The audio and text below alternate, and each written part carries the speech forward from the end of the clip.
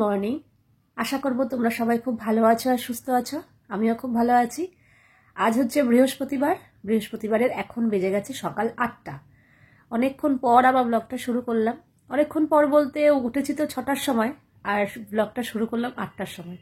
সকালবেলা উঠে ঘরের অনেকটা কাজকর্ম সারা হয়ে গেছে। এখন না, আগে আমি তোমাদের মাঝখানে কদিন বলছিলাম যে আমি গ্যাসের একটা করে ঝিক রোজ মাজছি। এমন একটা ম্যানিয়া হয়ে গেছে না, সকালবেলা উঠে দুখানা করে ঝিকি মেজে নিচ্ছি। গ্যাসের জায়গাটাও বেশ ভালো করে সাবান দিয়ে ডিপ ক্লিন করছি, যাতে জায়গাটা পরিষ্কার থাকে। রান্নার জায়গা তো একটু পরিষ্কার পরিচ্ছন্ন হলে বেশ ভালোই লাগে। যখন স্নান টান সেরে রান্নাঘরে ঢুকবো রান্না করতে, তখন যেন আলাদাই একটা ফ্রেশনেস কাজ করে।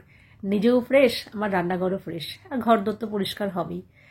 তো 8টা বেজে গেছে, ঘরের যাবতীয় কাজকর্ম সেরে 8টা বাজেনি এখনো, সরি, 8:45 বাজে। তো এখন আমার হবে টি ব্রেক। তো এখানে বসে একটু জানলা দিকে তাকিয়ে তাকিয়ে চাটা খেয়ে নেব। তো চা খাওয়ার পর এখানে একটু এসছি আবার কেরামতি করতে। মাঝখানে একটু পাকামি করেছিলাম টুলের ওপর রেখে, যে দেখতে কেমন লাগে। তাতান তো সমানেই বলে যাচ্ছে একদম ভাল লাগছে না, টুলটাও ভেঙে যাবে, টপটা এত ভারী, গাছটা এত বড়, টুলের ওপর একদম ভাল লাগছে না। তোমাদের মধ্যেও কয়েকজন বলেছো।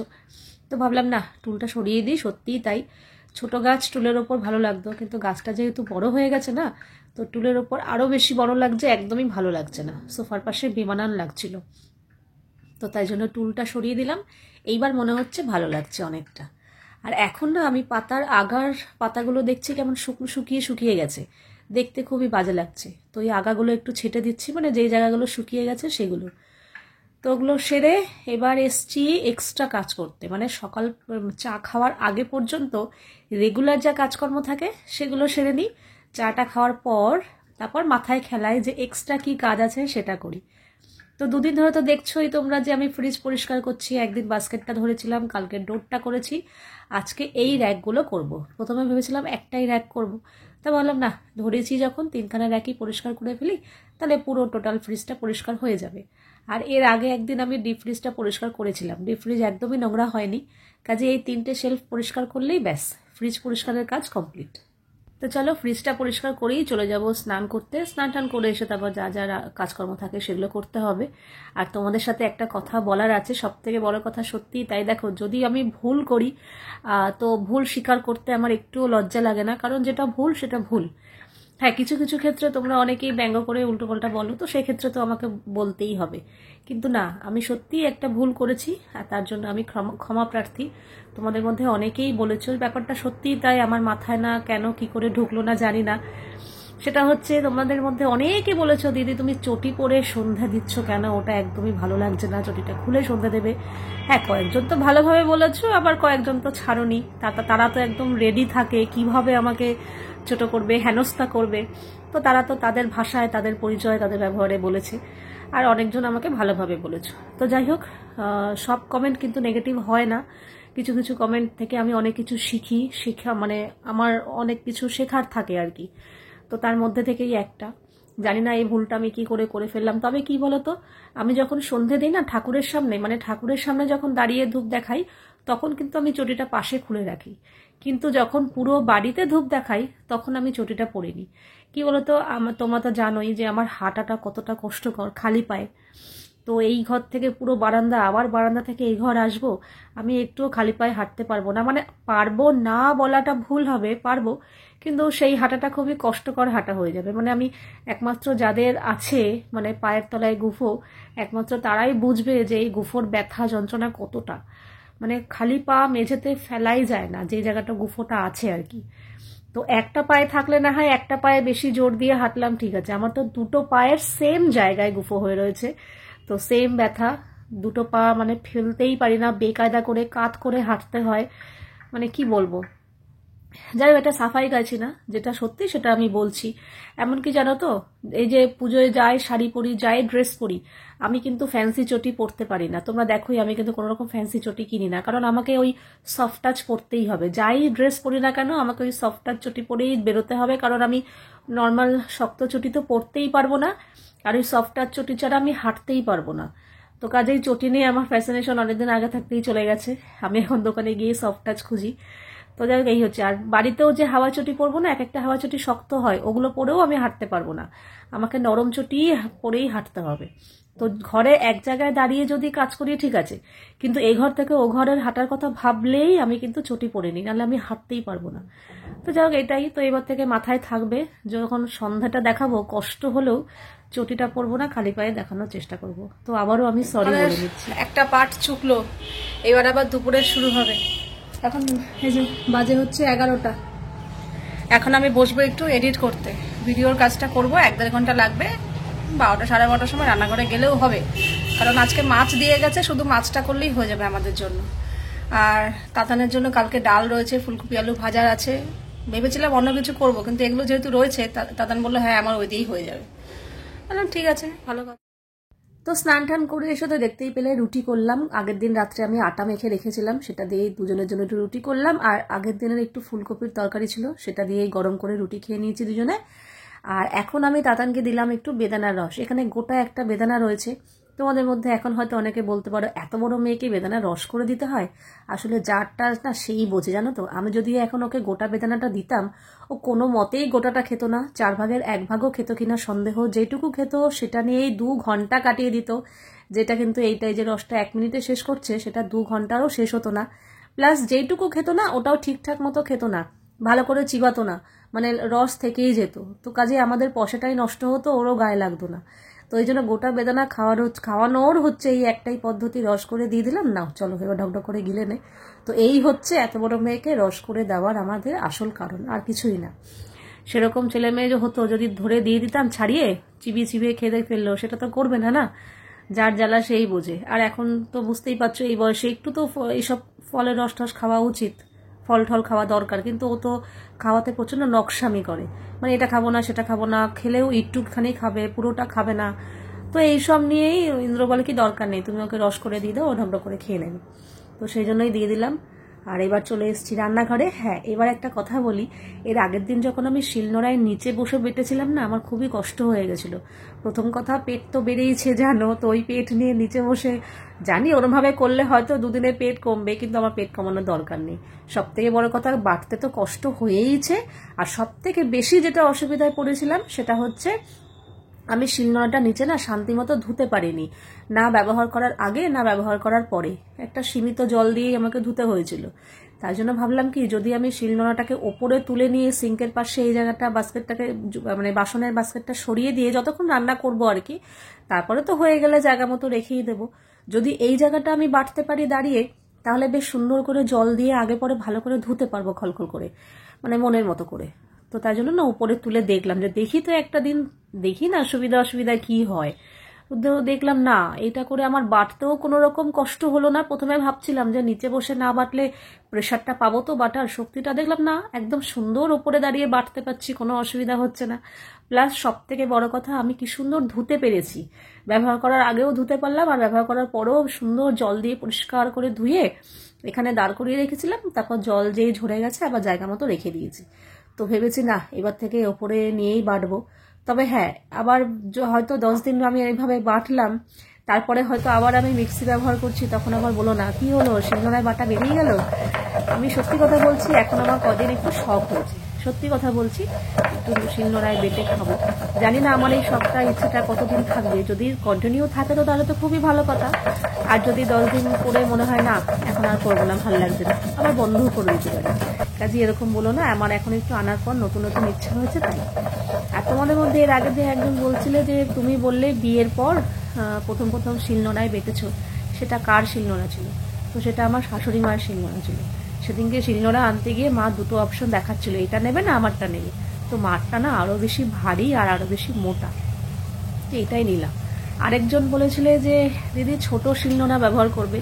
আমার মা আবার বলেছে যে ছোট শিলনোড়া কিনিস না, তাহলে তুই সুন্দরভাবে রিল্যাক্সভাবে বাটতে পারবি না, ছোট্টর মধ্যে বাটতে হবে, খুবই অসুবিধা হবে। আর একটু বড় সড়ো হলে না মশলা বেটে আরাম আছে। তো তাই জন্য এইটা আমার কাছে একদম পারফেক্ট, যেমন বড় সড়ো আছে তেমন একটু পাতলা আছে, খুব বেশি ভারীও না, মোটামুটি আমি ওপরে তোলা নামা করতে পারছি, আমার অসুবিধা হচ্ছে না। আর এই দেখো কি সুন্দর জল দিয়ে ধুতে পারছি, নিজের ইচ্ছে মতো যতটুকু জলের প্রয়োজন। এই জিনিসটাই আমি চাইছিলাম, যাতে আমি সুন্দরভাবে জল দিয়ে ধুতে পারি, আমি এটাই পারছিলাম না। প্লাস নিচটাও মুছতে হচ্ছিল, খাটনি বেশি। আর এই যে এখানটা বেশ ভালো করে ধুয়ে নিলাম, ধুয়ে এখানে একটু দাঁড় করিয়ে রাখলাম, জল ঝরে গেলে আমার নিচে রেখে দেবো। তবে হ্যাঁ, এখানে কন্টিনিউ আমি দাঁড় করে রাখতে পারবো না, কারণ বাই চান্স বলা যায় না, এত ভারী দামি মানে ভারী জিনিসটা যদি বাই চান্স উল্টে পড়ে, ব্যাস সব শেষ। তো যাই হোক, ওটা বাটাবাটির কাজ কমপ্লিট। দেখা যাক কদিন এই বাটাবাটির ইচ্ছেটা আমার থাকে। আর এখানে এখন আমি একটা জিনিস করব, সেটা হচ্ছে নারকেলের বড়া। তো আমি একটুখানি নারকেল কোড়া নিয়ে নিয়েছি, এর মধ্যে বেসন দিয়ে দিলাম 3-4 চামচের মতো, আর দিয়ে দেবো 2 চামচ চালের গুঁড়ো। বেসনের সাথে চালের গুঁড়ো দিলে না বড়াটা বেশ মুচমুচে হয়। এই নারকেলের বড়াটা আমি আমার শ্বশুরবাড়িতে এসে শিখেছি, বাপের বাড়িতে কোনোদিন খাইনি। দিয়ে দিলাম অল্প একটু হলুদ, স্বাদ মতো নুন তো দিয়েইছি। আর হ্যাঁ, এখানে একটু কাঁচা লঙ্কা কুচি দিলে ভালো হতো, কিন্তু তখন না কাঁচা লঙ্কা কুচি দেওয়ার কথাটা আমি একদম ভুলেই গেছি। তো ওই অল্প একটু লঙ্কার গুঁড়ো দিয়েছিলাম, পরে মনে পড়লো লঙ্কার গুঁড়ো না দিয়ে একটু কাঁচা লঙ্কা কুচি দিলে আরও বেশি ভালো হতো। আর যেহেতু নারকেলের বড়া, তো তাই জন্য অল্প একটু চিনি দিলাম, চিনি দিয়েই করতে হয়। তো প্রথমে একটু শুকনো মেখে দেখছি, কারণ এটা একদম আঠা আঠা করে মাখা হবে, যদি জল লাগে তারপরে ভেবেছিলাম। তো দেখছি না, খুবই ড্রাই হয়ে গেছে। নারকেল তো এমনি একটু ভেজা ভেজা থাকে, ওই দিয়ে যেটুকু করেছি সামান্য একটু জল দিয়েছি, জল দিয়ে কিছুক্ষণ মেখে রেখে দিয়েছিলাম। তারপরে এখানে তেল গরম করে এতে এরকম হাতের সাহায্যে একটু চ্যাপটা চ্যাপটা করে গ্যাসটা কমিয়ে রেখে ভেজে নেবো একটু লাল লাল করে। এপিঠ হয়ে গেলে ওপিঠ উল্টে দেবো। তো এইভাবে একদিন নারকেলের বড়া খেয়ে দেখো, বেশ ভালো লাগে।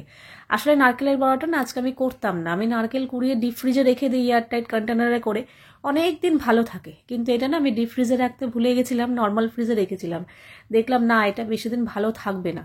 তো তাই জন্যই এইভাবে নারকেলের বড়া করে নিলাম। এটা ইন্দ্রও খেতে ভালোবাসে, তাতানও খেতে ভালোবাসে, আমি মোটামুটি অতটাও আমার লাগে না। তো যাই হোক, কিন্তু ওই গরম ভাতে কাঁচা লঙ্কার সাথে এরকম নারকেলের বড়া, যে কোনো বড়াই ভালো লাগে, তো নারকেলের বড়াও কিন্তু খারাপ লাগে না। তো চলো, এই তো রান্না বান্না হয়ে গেল। আর আজকে বিশ্বাস করবে না, তোমাদের না ভোলা মাছটা যে করেছি মশলা বেটে, ফাইনাল লুকটাই দেখাতে ভুলে গেছি জানো তো। ভাত টাত বেড়ে খিদে পেয়ে গেছিলো বলে সবাইকে ডেকে, না গরম গরম বড়া ভেজেছি তো খেতে বসে পড়।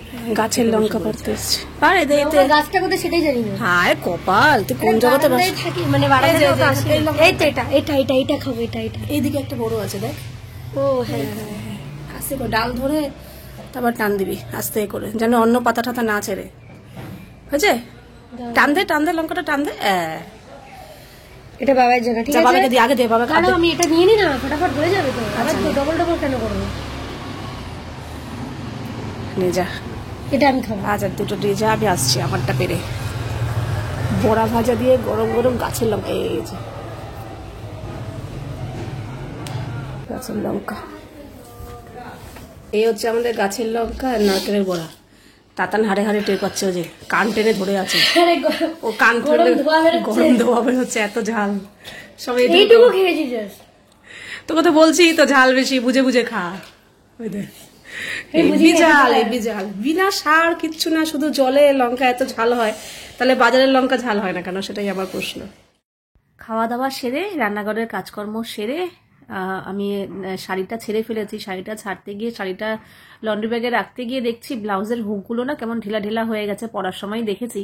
তো ভাবলাম হুকগুলো একটু টাইট করে সেলাই করে নিই, নাহলে পরতে পরতে না হুকগুলো খুলেই যাবে একটা একটা করে। তো সেই বসে বসে সেলাই খুলতে খুলতে আসছে, কেন ঘরে এসে খোলা যেত না? গরম লাগছে ঠান্ডা নেই রাস্তায়, না তাই না?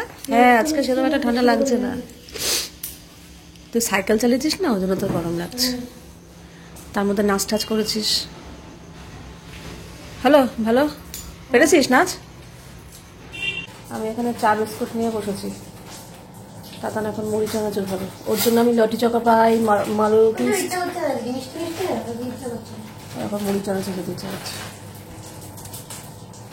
যেটুকু খাবি ওইটুকুই নেবি, কিন্তু বেশি নিয়ে নষ্ট করবি না। চা খেতে খেতে একটু মোবাইল দেখছিলাম, আর ওখানে তাতান পড়তে বসেছে, নাচের ক্লাসে গেছিল, ও একটু মুড়ি চানাচুর খাচ্ছে। কিন্তু আমি ওকে বললাম কি, তুই এখন মুড়ি চানাচুর খাচ্ছিস, তুই রাতে খেতে পারবি না, দেখিস হালকা ফুলকা একটু ওই মালকিস বিস্কুট আছে, ওই আছে, ওগুলো খা, একটা বিস্কুট খেয়ে জল খা, আমি তো এখন রাতে তাড়াতাড়ি রান্না করে আমরা খেয়ে দিয়ে শুয়ে পড়ি। বলছে না, আমার আজকে একটু ঝাল ঝাল মুড়ি চানাচুর খেতে ইচ্ছে করছে। বললাম ঠিক আছে। তো ওখানে মুড়ি চানাচুর খাচ্ছি। আর আজকে ইন্দ্র বলেছে যে রাত্রেবেলা ফেনা ভাত আর আলু ভাজা করতে। তো ফেনা ভাত আর আলু ভাজা ইন্দ্র, তাতান তো খুবই ভালোবাসে, প্রায়ই বলে, ইন্দ্রও ভালোবাসে, কিন্তু আমার না খুব একটা ভালো লাগে না। ওই সবার জন্য করি, রাতে মানে পেট ভরানোর জন্য খাই, এরকম আর কি। অতটাও ওদের মতো পছন্দ নয়। আর গোবিন্দভোগ চালের ফেনা ভাতটাই আমরা করি। তো এখানে গোবিন্দভোগ চালটা ঢালার পর দেখলাম কৌটো খালি হয়ে গেল, তো আবার এনে রাখা ছিল, ওটা আবার ঢেলে রাখলাম।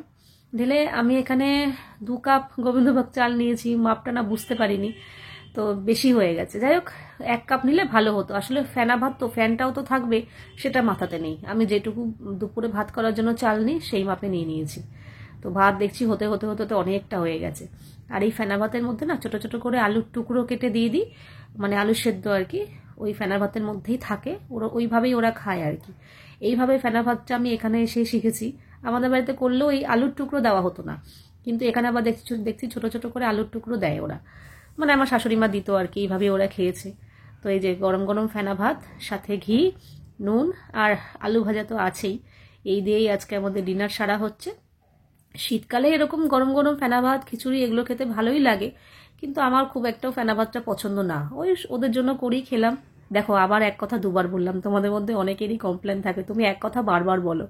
আসলে বলতে বলতে না খেয়েই হারিয়ে ফেলি, মানে কি বলেছি কি বলিনি, এক কথা বারবার হয়ে যায়।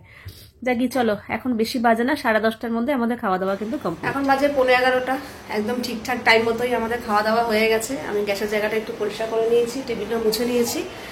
এই যে আমার ঘুমাতে ঘুমাতে মোটামুটি 11:30টার মধ্যে ঘুমিয়েই পড়বো। তো 11:30টার মধ্যে 11, 11:30টার মধ্যে ঘুমিয়ে পড়লে 6টার সময় ওঠা যায়, খুব একটা অসুবিধা হচ্ছে না। কদিন ধরে উঠছি তো, সারাদিন যে ক্লান্তি, ঘুম ঘুম ভাব কিছুই হচ্ছে না। এমনকি ভোরবেলা মানে সকালবেলা উঠছি বলে যে দুপুরবেলা ঘুম পাচ্ছে সেরকমটাও নয়। দুপুরবেলাটা মোবাইল দেখে দেখেই কাটিয়ে দিচ্ছি। কাজে রাতের ঘুমটা যদি কমপ্লিট হয় তাহলে সকালবেলা ওঠা যায়, কিন্তু অনেক রাত করে যদি শোয়া হয় তাহলে অত সকালে ওঠা যায় না। মানে যদি 12টা, 12:30, 1টার সময় শোয়া হয় তাহলে 6টার সময় ওঠাটা খুবই টাফ। তো আমি এই জন্যই চেষ্টা করছি যে রাত্রেবেলা 11টার মধ্যে কমপ্লিট করে 11:30টার মধ্যে যেন ঘুমিয়ে পড়তে পারি। তো এখন তো সব হয়েই গেছে, এখন শুধু ফ্রেশ হয়ে গিয়ে শুয়ে পড়বো। তো চলো, আজকের ভিডিওটা এখানেই শেষ করছি। আবার দেখা হবে তোমাদের সাথে নেক্সট ভিডিওতে। তোমরা সবাই খুব ভালো থাকবে, সাবধানে থাকবে, সুস্থ থাকবে। তাহলে love you all, good night and tata.